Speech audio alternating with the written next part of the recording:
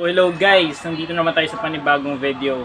For today's video, tuturuan ko kayo kung paano magluto o gumawa ng isang pickled child. So, tingnan natin guys. Let's hit up on the kitchen. Peace!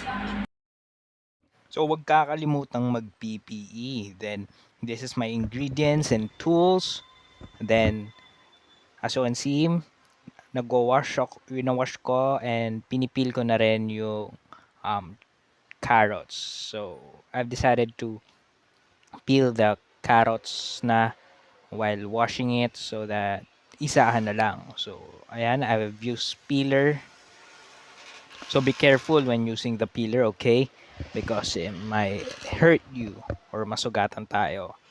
So halatang gamay na ang paghawak ng peeler. Then after that, after peeling the carrots, pumunta na ako sa dining table. Then kinat ko na yung carrots in a julienne cut. So thank you first Sem, because gamay ko na ang pagkakat in a julienne cut way, because pinag-aralan namin ang different kind of cuts ng first Sem. And then be careful, paalala, be careful when using knives or when you are cutting using knives, because very prone tayo sa aksidente pag hawak natin ang kutsilyo. Pero sa tamang paghawak at tamang paggamit, may iiwasan natin to. So ito, ngayon nasa child peeling na tayo. Pinil ko muna ang panlabas na sayote, kasi pag kakinain mo to ay mabubulunan kapag nasama to sa pagkain. Dahil kahit anong klaseng luto or init, matigas pa rin. Then here, yan, kinat ko na siya into julienne cut. And then yan. So, kinat ko siya into half because medyo mahaba siya. Di gaya ng carrots. So, ayun, naging ka-size niya ng carrots kasi kinat ko siya into half. So, yan. Yan na. Then, 5 cloves of garlic. Pinil ko lang yung kanyang balat. So, hindi ko siya prines para maganda siyang tingnan pag nilagay sa jar. Then, here's the finished part. Then, here, I am cutting the red bell pepper in a julienne cut ulit. Then, green bell pepper naman. Ganun ulit, julienne cut. Same as other cuts. Ginger, as small as possible as you can so that ma-disseminate yung lasa pagka nilagay sa jar. So, ayan, kinut ko siya into very small pieces. Then, here's the finished product.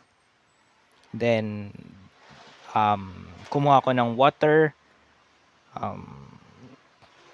filtered water, then pinakuluan ko. So, I'm waiting for it to boil now. It's now boiling. So, nilagay ko na yung tatlo nating jar para ma-sterilize. So, yan. Then, yung cover. Wag natin kakalimutan. Sabay din natin yun. So, then I set timer on my watch about 5 minutes. So, 5 minutes now running. Then, while waiting, I get some tongs. So, yan. Gumamit na rin ako ng towel. At niready ko na. So, para dun babaksak mga basa ng jar. So, while waiting, yan, tinitingnan ko yung relo ko kung gumagana. Then, yan, kinuha ko na isa-isa yung jar after 5 minutes. Then, yung cover, I use tongs to get the cover. Then, tinapon ko na kagad yung mainit na water. Then, we're done. Balik tayo sa binilagay ko na yun sa dining table. Then, kumuha ulit ako ng panibagong water for blanching for carrots and chayotes. So, hinintay natin siyang mag-boil. Then, Ayan, kita nyo, nagbo-boil na. Doon ko lang nilagay yung carrots. Inuna ko yung carrots. Then, sabay nito, yung sayote. So, medyo, hindi ko pinagsama-sama yung carrots at chayots sa pag-blanch. Then, I've set a 5 minutes timer. So, trinay ko munang tingnan kung malambot na. So, I decided to add up more 3 minutes more. So, a total of 8 minutes. So, ayan, habang hinihintay, then, yun nga pala, fast forward to, kaya medyo mabilis ang ating video. So, then, running water using filtered running water. So, done. After that, blinanch na natin ng ginger, red bell pepper, and green bell pepper. So, nilagay ko na siya lahat. Then,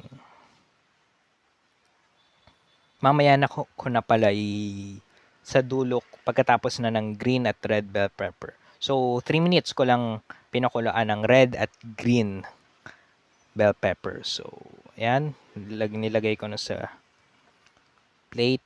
Kinuha ko na. Then, after that, yung ginger naman. So, right now, I'm filling the jar. So, in-slice ko muna into half yung garlic so that masyado palang makalaki yung garlic. So, I decided to cut it into half. Then, yan, nilagay ko na yung garlic. Then, right now, I'm doing the pickling solution. I've get the ingredients such as sugar, measuring cup, garlic, whole garlic, 1 cup of vinegar, then half tablespoon of salt para may alat na part. So, hindi lang basta sweet. So, half cup of sugar. So, as you see, half. Then, nilagay ko na yung sugar. Then, nilagay ko na rin dyan yung pepper.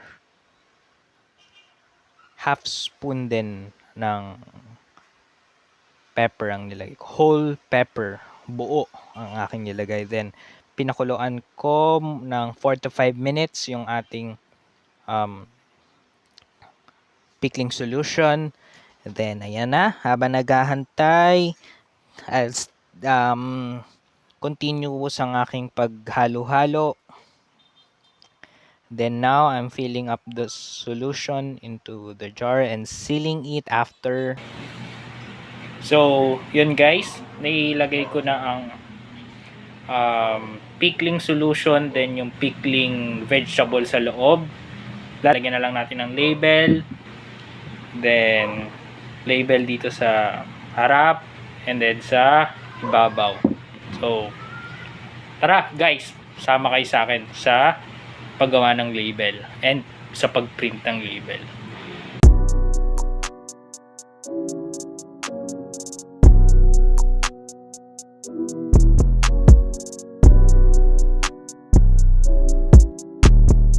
Yago beats you drive me crazy.